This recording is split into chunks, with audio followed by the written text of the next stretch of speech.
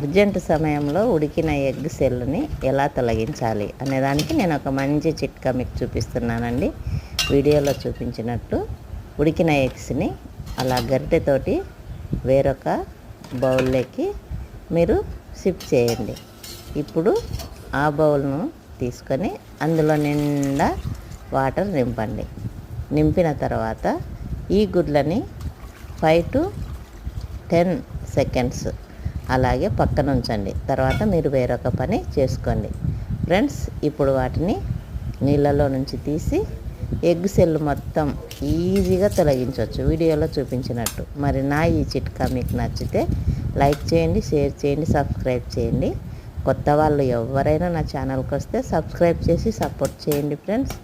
మరి నా ఈ చిట్కా మీ అందరికీ నచ్చిందని, నచ్చుతుందని, మరికొన్ని చిట్కాల కోసం నా ఛానల్ వాచ్ చేయండి. Thank you.